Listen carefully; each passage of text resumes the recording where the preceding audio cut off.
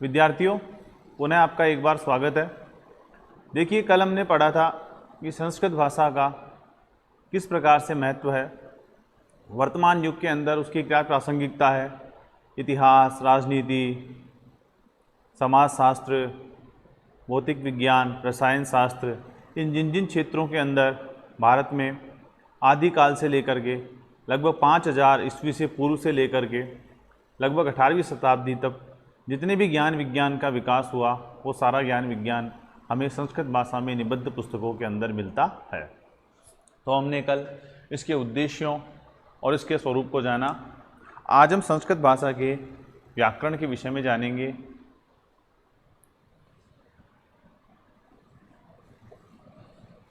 सबसे पहले बात करते हैं वाक्य की। जैसा कि हमने समझा और जाना, हमारे विचारों को, हमारे अभिव्यक्तियों को दूसरों तक पहुंचाने के लिए और दूसरे के विचारों को और अभिव्यक्तियों को जानने के लिए हमें किसी न किसी भाषा की आवश्यकता पड़ती है। और भाषा की सबसे प्रमुख इकाई होती है वाक्य।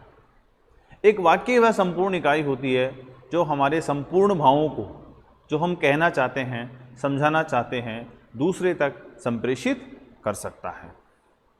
एक वाक्य वो इकाई होती है जो दूसरे के द्वारा कहे गए भावों को, उनके विचारों को, क्रियाविधियों को अभिव्यक्त करता है और उसे हम समझ सकते हैं।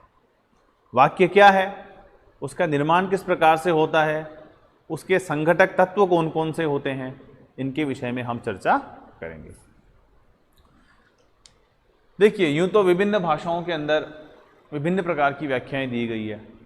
सार्थक होना चाहिए, निश्चित अर्थ का प्रतिपादक होना चाहिए, लेकिन अगर हम व्याकरणिक दृष्टि से विचार करें संस्कृत भाषा के अंदर, तो वाक्य के लिए सीधा सा एक परिभाषा दी गई है, एक तिंग वाक्यम।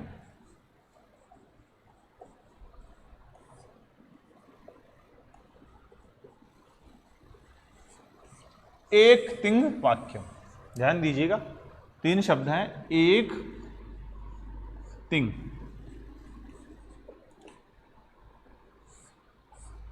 अब तिंग क्या होता है? जैसा कि हमें विदित है, हम जानते हैं कि भाषाएं 2 प्रकार की होती है। एक तो संयुक्त, जिसके अंदर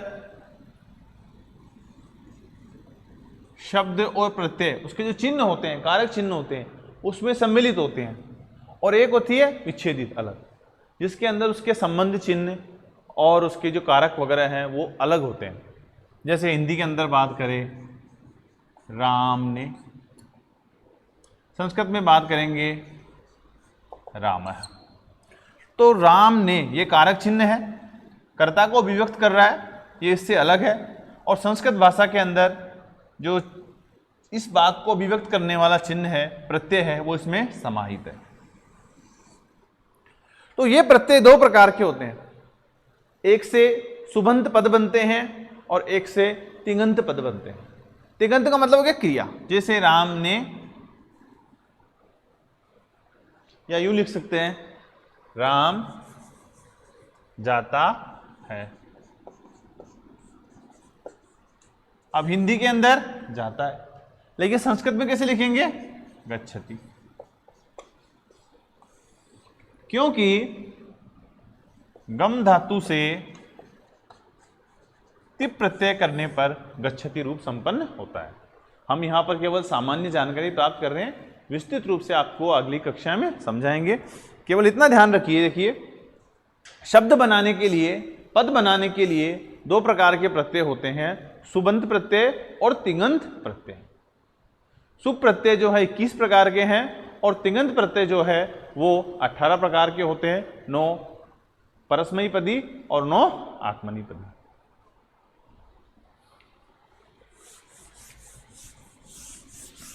तो जिन शब्दों के बीच, जिन शब्दों के अंत में तिंग प्रत्यय आते हैं, तिप तस जी, शिप थस थस, मिप वस मस, त आताम जय, था सताम ध्वम, मिद वहिंग महिंग, उन शब्दों को हम क्या कहेंगे? तिंग, यानी कि क्रियापद मान लीजिए, उनको क्या कहेंगे? क्रियापद।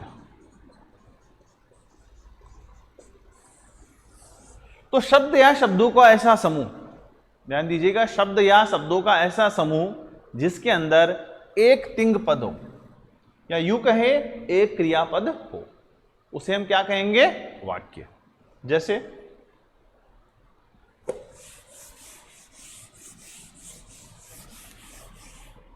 अगर हम हिंदी की बात करें तो राम घर जाता है। इस वाक्य के अंदर 1 2 3 4 ये शब्द हैं और इन शब्दों के समूह के अंदर कम से कम एक वाक्य के लिए एक क्रियापद होना अति आवश्यक है। तो वाक्य क्रियापद क्या हो गया? जाता है। तो इस शब्द समूह को हम क्या कह सकते हैं? वाक्य। ठीक इसी प्रकार संस्कृत के अंदर राम गृहम गच्छति, ये जो गच्छति ये क्या है? क्रियापद। तिङन्त ये क्या है? सुबंत, सत्ववाची। तो क्रियापद होने के कारण ये जो शब्दों का समूह है, इस शब्दों के समूह को हम वाक्य कह सकते हैं। तो ध्यान दीजिएगा, वाक्य की परिभाषा क्या हुई? वाक्य की परिभाषा यह हुई कि शब्द या शब्दों का वह समूह जिसके अंदर एक तिङन्त अर्थात एक क्रियापद हो, उसे हम वाक्य कहते हैं। अब बात करते हैं, मैं कह रहा हूं शब्द या शब्दों का समूह, तो हमें यह पता होना चाहिए कि शब्द क्या होता है, शब्द किसे कहते हैं, तो उसकी चर्चा हम करेंगे।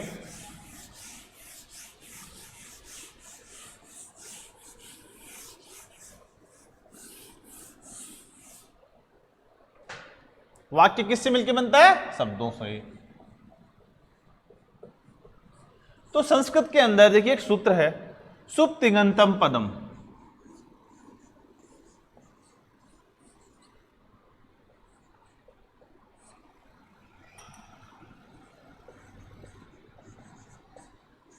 सुप तिङन्तम पदम, इसके अंदर दो चीजें हैं, सुबंत और तिङन्त। सुबंत और तिङन्त। अब ध्यान दीजिएगा, जैसा कि मैंने आपको पहले बताया था कि दो प्रकार के प्रत्यय थे। सुबंत जो किस प्रकार के होते हैं? सुवौज समूर्त टाभ्याम बिस गेभ्याम व्यस गसिभ्याम व्यस गस सामगियो सुप तिप्तजी सिप्तस्त इत्यादि। तो जिन शब्द निर्माण, मैंने आपको पहले बताया था कि संस्कृत जो है उसके अंदर शब्द निर्माण की प्रक्रिया के लिए प्रत्ययों का जुड़ना आवश्यक होता है। बिना प्रत्ययों के हम उसे शब्द नहीं कह सकते हैं, उसको पद नहीं कह सकते हैं। जैसे राम, तो जब तक इसके अंदर कोई ना कोई प्रत्यय नहीं जुड़ेगा तब तक ये पद या शब्द नहीं हो सकता। या तो इसके अंदर कोई सुबंत जुड़ेगा या क्रिया होगा तो तिङन्त जुड़ेगा। तो सुप आदि प्रत्यय सु जोड़ करके ये बनेगा राम है। तो जो राम है ये शब्द है। शब्द किसे कहेंगे? जिसके अंत में या तो सुआदि प्रत्यय होंगे या तिप आदि प्रत्यय होंगे, उस पूरे प्रकृति प्रत्यय समुदाय को हम शब्द कहेंगे। तो समझ में आया आपके कि शब्द क्या होता है? शब्द यह होता है कि एक तरह से वर्णों का समूह जिसमें प्रकृति प्रत्यय और जिसके अंत में शुभ अथवा तिंग प्रत्यय होंगे, उसे हम क्या कहेंगे? पद अर्थात शब्द।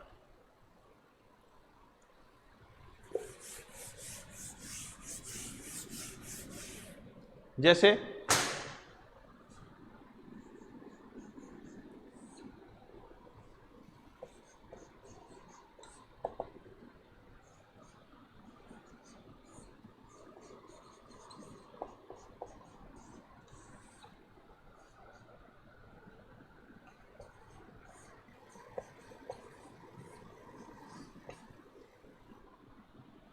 पद कौन से हैं?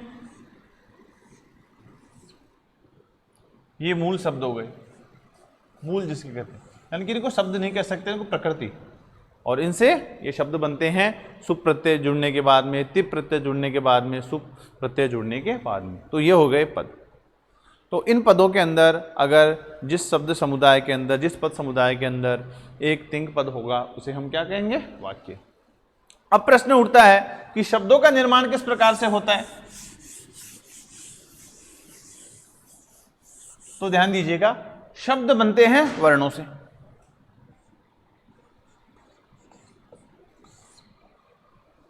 शब्द कैसे बनते हैं? वर्णों से। अब वर्ण क्या चीज है?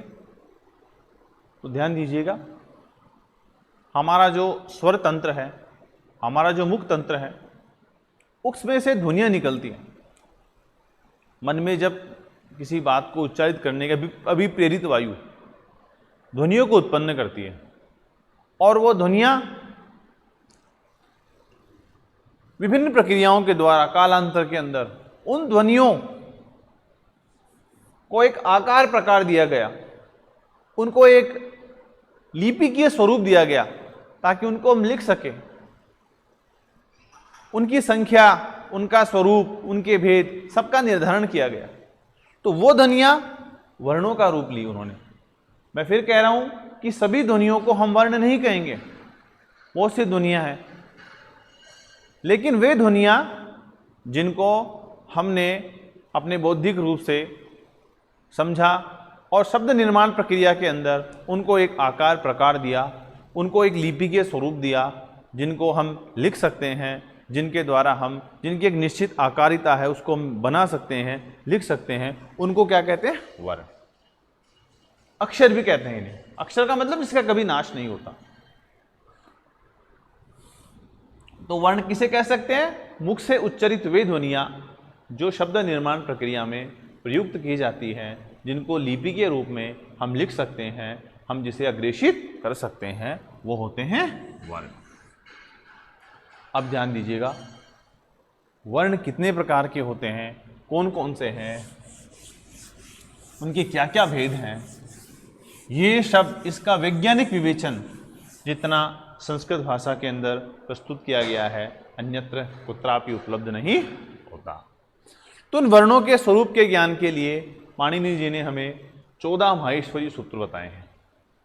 ये 14 माहेश्वरी सूत्र यूँ मान लीजिए जैसे हिंदी के अंदर जिसको हम वर्णमाला का ज्ञान कहते हैं, क ख ग घ, वो ही है ये सब, ए आई क वो।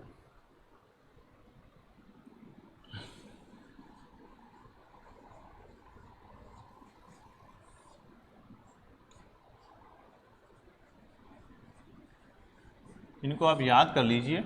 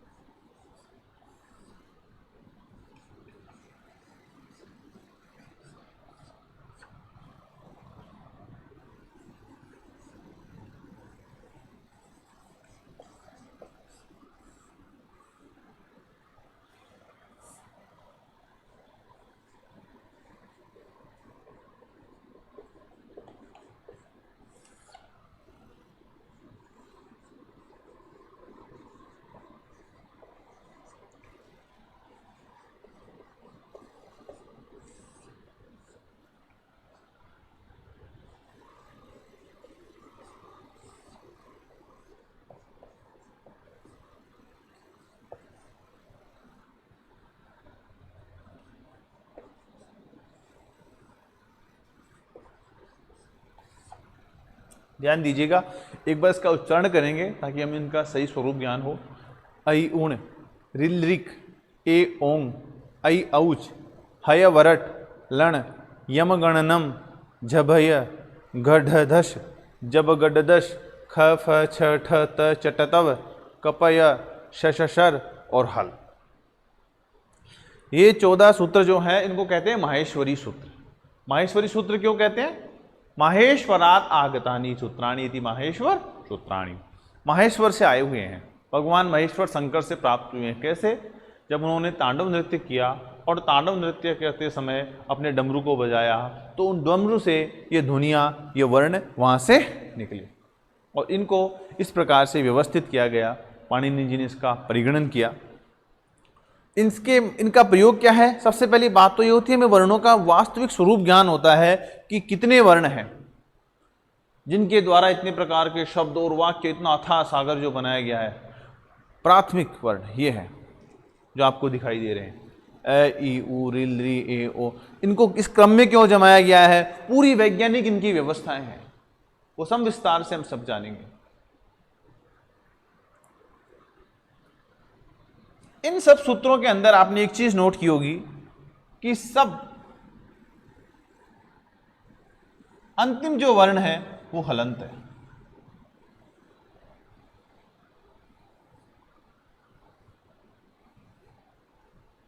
सब में देखिए, उसका कारण क्या है आपको भी बताएंगे। इसका कारण है प्रत्याहार बनाने के लिए। अभी आप ये समझिए, प्रत्याहार बनाने के लिए, प्रत्याहार कैसे बनता है आपको समझाएंगे अभी। दूसरी बात,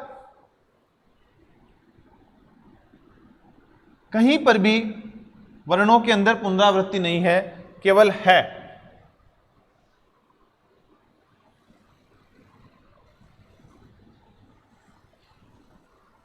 इसकी 2 बार पुनरावृत्ति है।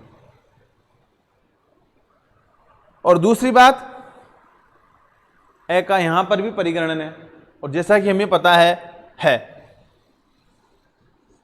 अगर केवल व्यंजन होता तो हम यूं लिखते, लेकिन है के अंदर यहां ए भी है। तो इस है, यह, वह, रे जितने भी व्यंजन वर्ण है, इनके अंदर जो आकार है वो केवल उच्चारण के लिए है और उसका कोई जहां महत्व नहीं है। प्रत्याहारों के अंदर कहीं गलती से हम इसका प्रयोग कर लें कि इसके अंदर तो ए भी है, सब में ए बहुत सारे हो जाएंगे, तो यहाँ पर केवल इनके उच्चारण के लिए, क्योंकि बिना स्वर के हम व्यंजनों का उच्चारण नहीं कर सकते, तो केवल उच्चारण के लिए यहाँ पर इनका प्रयोग किया गया है।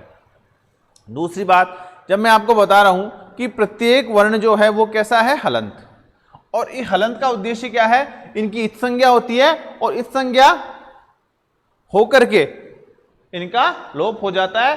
प्रत्याहार जब बनाते हैं तो इन वर्णों का ग्रहण इसमें नहीं होता। अभी हम आपको प्रत्याहार बनाना सिखाएंगे, प्रत्याहार क्या है, कैसे उसका निर्माण होता है और कैसे उनका प्रयोग होता है। इनके अतिरिक्त एक सूत्र है लण। इस लण सूत्र के अंदर जो ये ए है, ध्यान दीजिएगा, ल ए अण, तो ये हो गया लण। जो लण सूत्र के अंदर जो ये आकार है, इसकी भी इत संज्ञा होती है। विशेष नियम बता रहे हैं आपको, लण सूत्र के अंदर जो आकार है उसकी भी इत संज्ञा होती है। ये शास्त्रों का नियम है, पाणिनि ने बताया है। उसका कारण क्या है, र प्रत्याहार बनाना। अगर इसकी इत संज्ञा नहीं करेंगे तो र प्रत्याहार का निर्माण नहीं होगा, और र प्रत्याहार के अंदर केवल र और ल ये 2 वर्ण आते हैं, वो भी आपको मैं बताऊंगा। अब हम बात करते हैं प्रत्याहार। प्रत्याहार क्या होता है और उसकी क्या आवश्यकता होती है।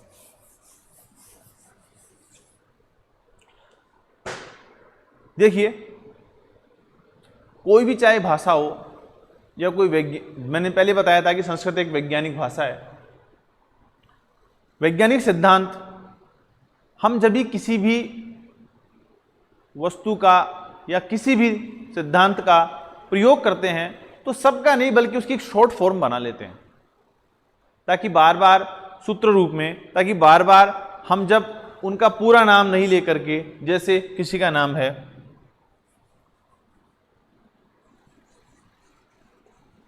मुकेश कुमार, तो इसको शॉर्ट में हम एम के ये भी कह सकते हैं।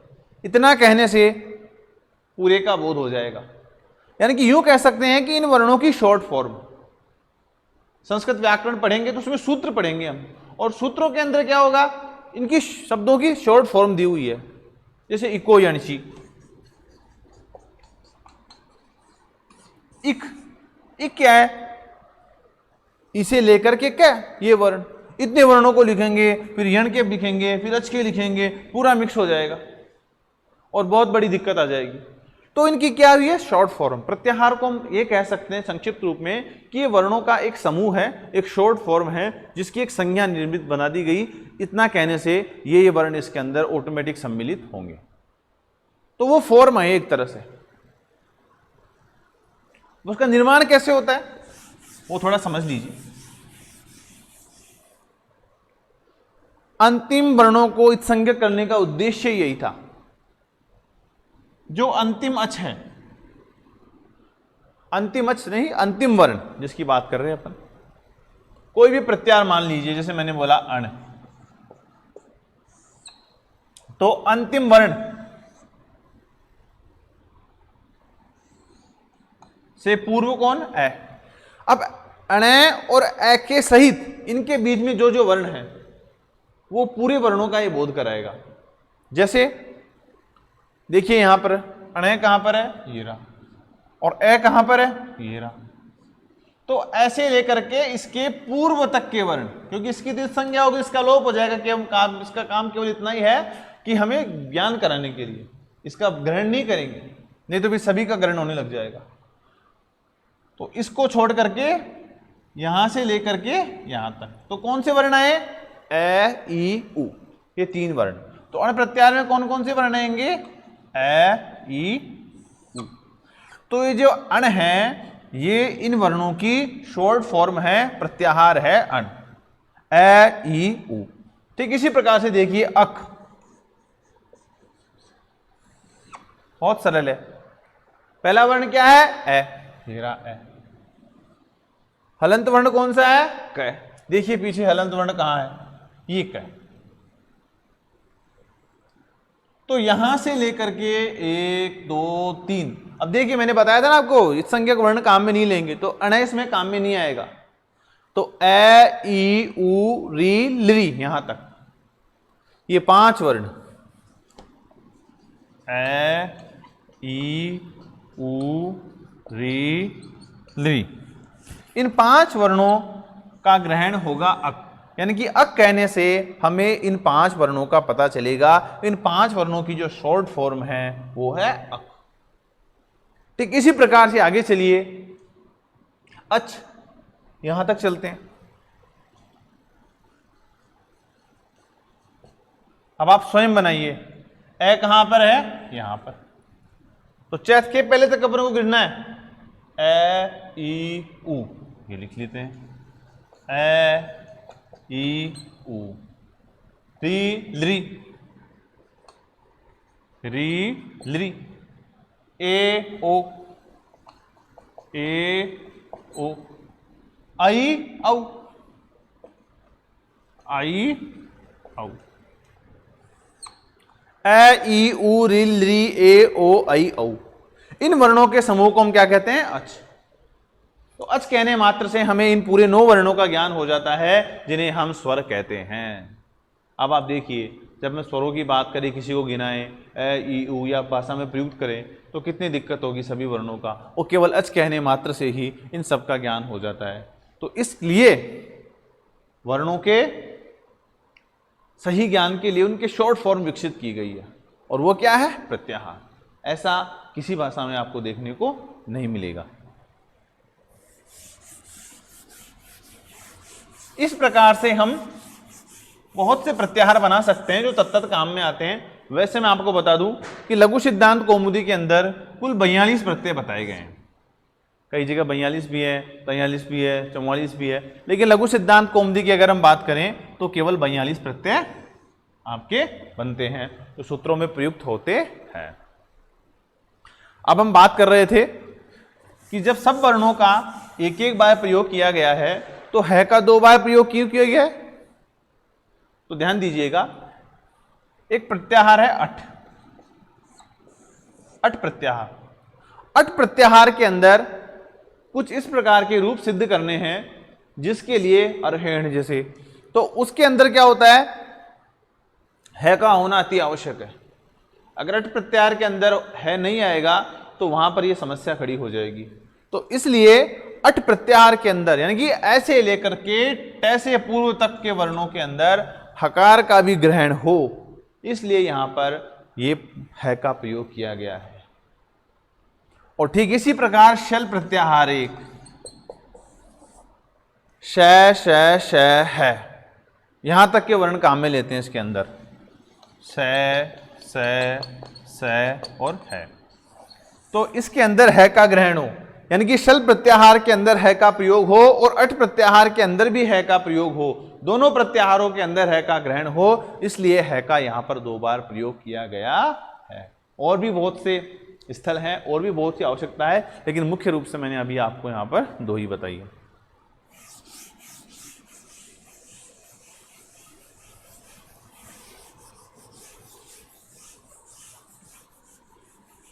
तो हमने जाना, क्या जाना कि प्रत्याहारों की आवश्यकता, ये माहेश्वरी सूत्रों की आवश्यकता क्यों है। एक तो वर्णों के स्वरूप के ज्ञान के लिए, दूसरा प्रत्याहार निर्माण के लिए, और प्रत्याहार की हमें मैंने बताई दी आवश्यकता आपको क्यों है, किस लिए है। जब हम ध्यान दीजिए बात करते हैं इन वर्णों की, तो इन वर्णों का हम विभाजन 2 प्रकार से कर सकते हैं, एक स्वर और एक व्यंजन।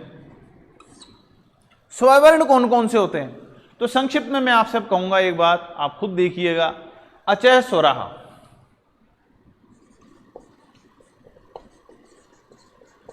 यानी कि अच प्रत्याहार में प्रयुक्त वर्णों को हम कहेंगे स्वर।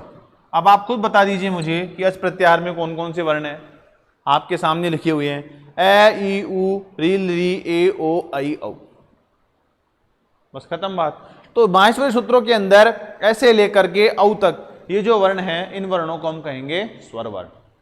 इनकी संख्या कितनी है, स्वयं गिन लीजिए आप, 1 2 3 4 5 6 7 8 9 ये 9 स्वर होते हैं। कई जगह कोई 10 बताता है, कोई 11 बताते हैं, बच्चे कई जगह कंफ्यूज हो रहे हैं। आपको बिल्कुल कंफ्यूज नहीं होना है, स्पष्ट उनके भेद वगैरह वो अलग होते हैं। स्पष्ट उत्तर है कि स्वर कितने होते हैं, 9। क्यों, अचः स्वरः, अच प्रत्याहार में आने वाले वर्णों को क्या कहेंगे हम, स्वर। और अच प्रत्याहार में केवल ये 9 वर्ण सम्मिलित होते हैं। एक और प्रश्न पूछ लिया जाता है इसके अंदर, लृ, देखिए व्यंजन की तरह दिख रहा है ना ये, लेकिन ये लृ जो है वो क्या है, स्वर, मूल स्वर है लृ, इसका विशेष ध्यान रखना है। इसी प्रकार व्यंजन क्या है,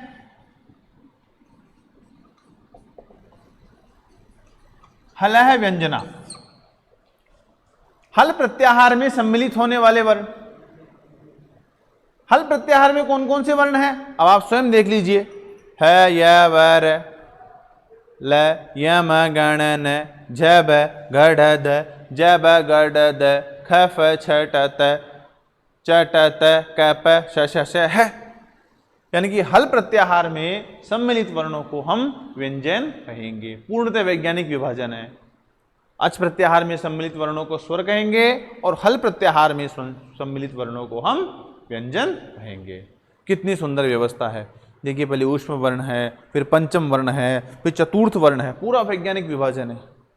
पंचम, चतुर्थ, तृतीय, द्वितीय, प्रथम, फिर तीनों शकार, पूरा क्रमबद्ध व्यवस्थित अध्ययन है। पहले आपके स्वर आ गए, ए ई उ रि री ए ओ आई औ, बिल्कुल याद करने में दिक्कत नहीं आएगी। फिर आपके ऊष्म वर्ण आ गए, है य व र, पढ़ते हैं ना हम, है य व र ल। फिर 5वें वर्ण आ गए, य म गण न। फिर चतुर्थ वर्ण आ गए, झ भ घ ढ ध। फिर उसके बाद में तृतीय वर्ण आ गए, ज ब ग ड द। फिर वर्ग के द्वितीय वर्ण आ गए, ख फ छ ठ त। फिर उसके बाद में प्रथम वर्ण आ गए, च ट त क प। फिर उसके बाद में तीनों शकार आ गए, श श श। कहाँ दिक्कत है। तो इस प्रकार से आज हमने माहेश्वरी सूत्रों को जाना और इनके माध्यम से वर्णों के स्वरूप, उनके सही क्रम को व्यवस्थित रूप से समझा। और कल हम और विस्तार से पढ़ेंगे इसके विषय में, स्वरों के भेद कितने होते हैं, उनके प्रयत्न क्या होते हैं, आभ्यंतर प्रयत्न, उनकी आवश्यकता क्या है, उच्चारण स्थान क्या है, ये तमाम चीज़ें हम कल अध्ययन करेंगे। धन्यवाद।